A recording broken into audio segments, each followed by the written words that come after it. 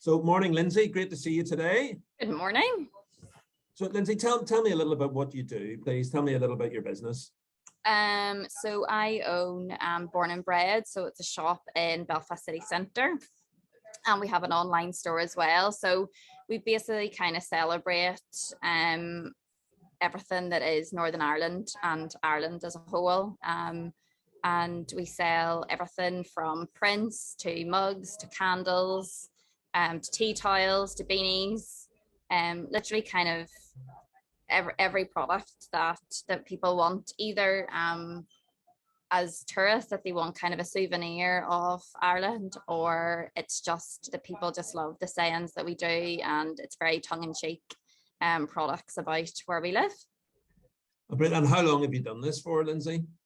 So I've had a retail shop now from 2014, but Born and Bred has been around from 2018 in the Belfast City Airport, and then we moved to Born and Bred and that kind of platform and format and brand into the city centre then just end of 2019.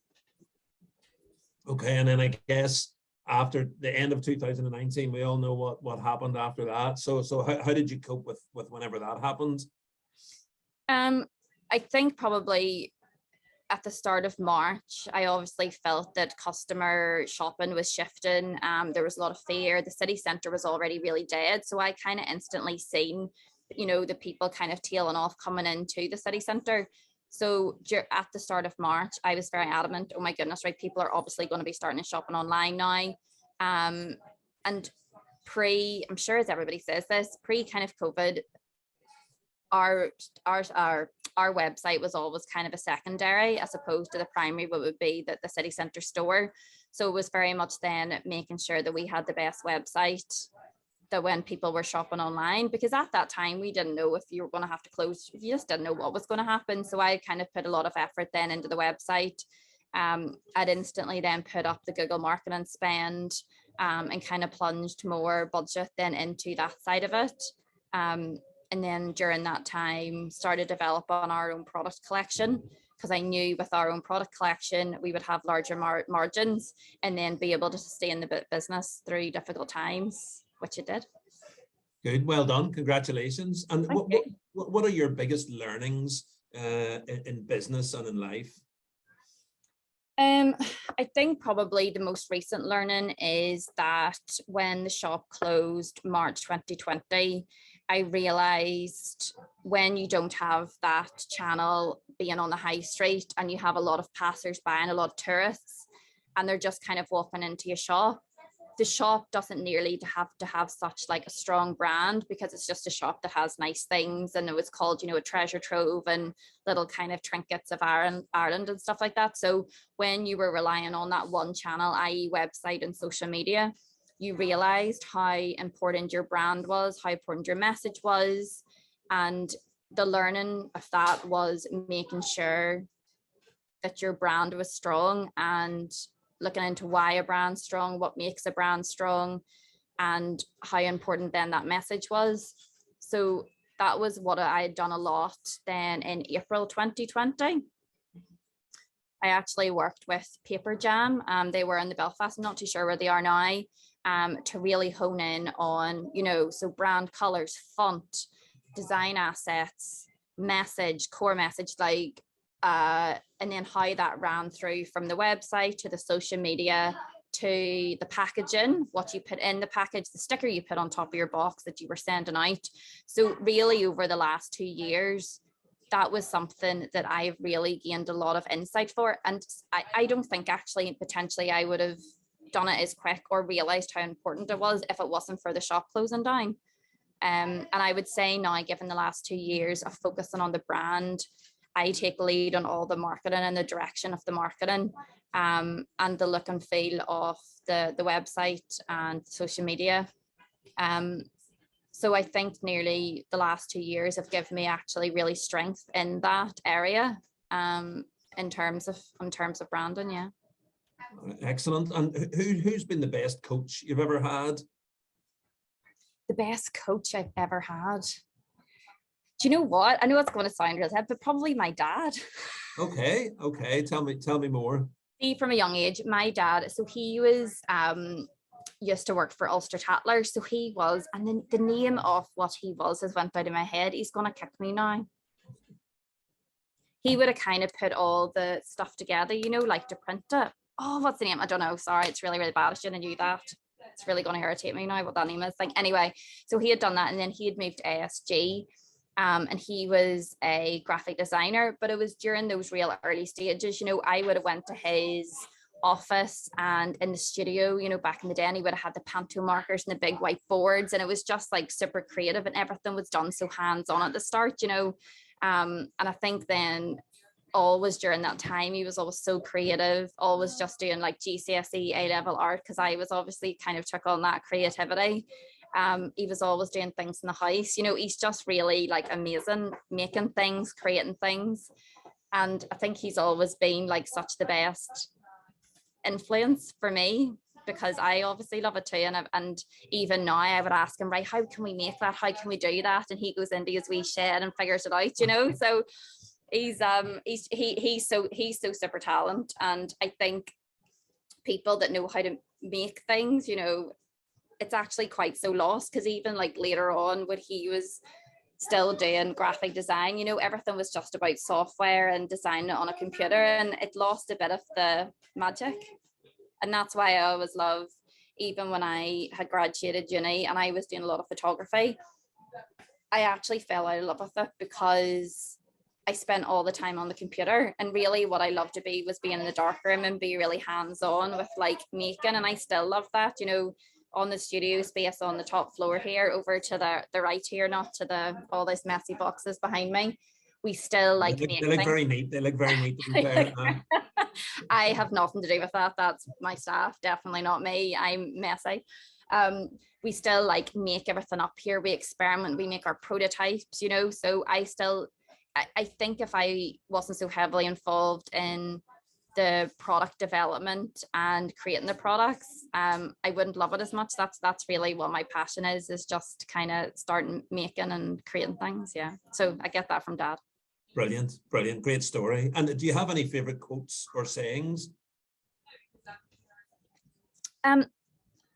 Years ago, I remember it was one of my first employers when I was like 15, you know, working in the hairdressers, and her name was Angela. And she always would have said, you know, if anybody came in like sick or something like that, she just would have said, slap a bit of lipstick on and just get out there, you know, as if kind of like, and I've actually always kind of stuck to that. I was just like, I just slap a bit of lipstick and get on with it. I think what I'm saying is you can overthink things too much, and people analyze things too much. And it's especially at the start when, you know, people are like doing, and you'll probably not agree with this, but you know, in starting, it's like people are like, I need to do business plan, and they do everything on paper. And this, and I was going, I know, but if you actually got out there and see if somebody wanted it or not, you know, that's different. You know, you can have, you know, it's like relationships. It might look good on paper, but in reality, it just might not like work out like that way. So I just think it was always just go out and try it, you know, and sure, if it doesn't work, sure, at least you tried. And I think this slap a bit of lipstick on and just get out there is the perfect quote. Yeah, that's a great quote from Angela back in the day. And so what have you learned about yourself during your journey? I think I've learned from myself is I've actually learned to relax a lot more than what I used to. I think when I was in my late 20s and starting it, I thought I could do everything.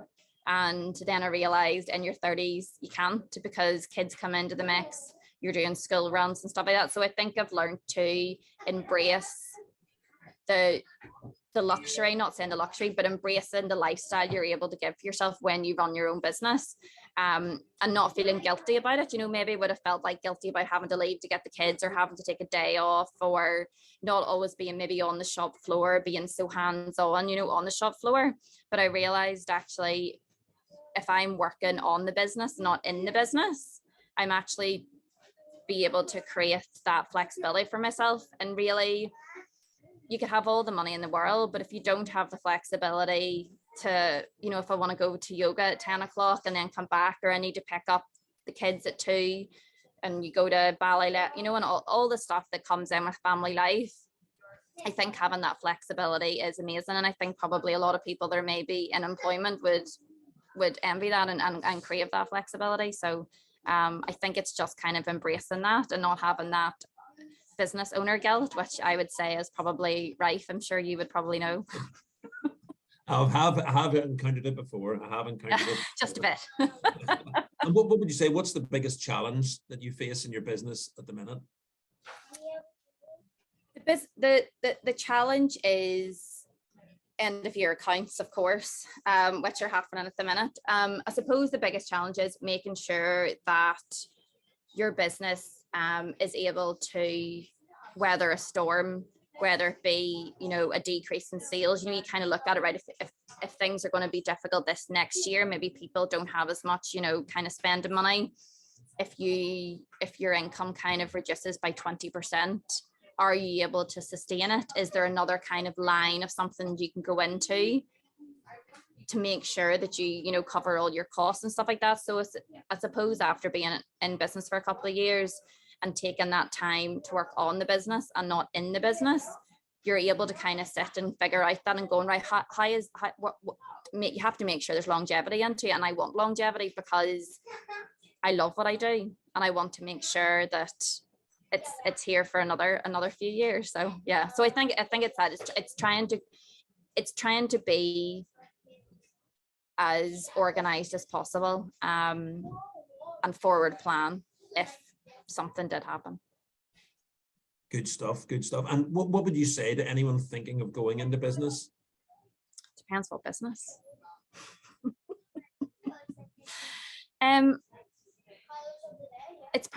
I always think, like, you know, I know it's probably something a million people say, but I genuinely just think life's too short, and I think 8 hours a day is too long in a day to do something that you love. And I don't like the attitude of kind of just living for the weekend and, you know, waiting to clock off. I just think Born and Bred's an extension of me.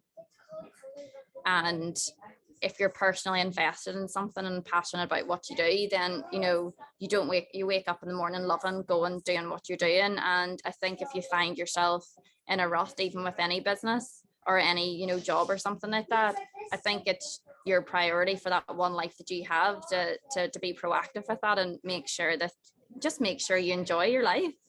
I think that's important. Yeah. Oh, that's good advice. Good advice. And look, if you started your business again, is there anything that you would do differently? No, I don't think so. I think I've learned a lot over the times. I've made mistakes. I've made lots of good choices as well. Do you know what, actually, one of the bit now, maybe people don't agree with this because they don't, but my brother works for me. So he's only 18 months younger than me, David. So he's my retail manager. So he looks after all the stuff on the shop floor. And when I had obviously had the shop in the city centre and had the shop in the airport, I realised actually how, and you know yourself probably this too, you realise how difficult it is managing different teams of people, keeping 2 teams motivated. If you're there, how you kind of split your time. And because I trust David so much and he's great at what he does and his family, I think it made me probably more appreciative of David and hiring him. And that was such the right decision, even though we do have sibling tiffs on the shop floor. I'm not going to lie. And some of the staff were like, we're just going to disappear here for a while. And me and David are like, you know, and then after we hug and go, I'm sorry. But yeah, I think definitely hiring staff or hiring somebody that you know that you trust 100%, and that goes a long way, because as you go on and with increasing your business or your business becoming more successful, it's inevitable that you have to hire more staff, and people managing is difficult. I'm not going to lie, it's very difficult work. So even if you have that one person that you trust, whether it be a family member, a really good friend, or maybe you've knew somebody in the past or colleague, and it's just trying to get somebody, at least that one person that you know you can trust and rely on. I think it's priceless. Good stuff. And I know you sell a variety of fantastic products. So what would be how would you encourage people to be able to avail of the products that you sell? What's the easiest way to get to you and your products? Normally, you know, obviously you can go on the website and then you can go into the city centre, but I think people are enjoying coming into the city centre. They're enjoying being in, going to your bar, going to your restaurant, having some food, going and shopping, looking at all the products, you know, it's a completely different experience. And I think just people are enjoying going out and mingling with, you know, just being in a busy environment and enjoying other people's company, and everybody that's coming in so happy. And, you know, it's like today, the sun shines in the city centre, and Belfast is beautiful in a day like today. So I would encourage people to just go out and come for a Saturday in Belfast, and, you know, just experience, just to have a nice, you know, you could disappear in here, not this floor, but the two other floors, and just enjoy, just spending an hour meandering, as you would say, just around the shop and enjoying it and chatting to the staff, and yeah, just enjoying a nice shopping experience. Good stuff. Yes, I would certainly encourage anyone that visits Belfast city centre, get into Ann Street and get into Born and Bred. Yes. Absolutely.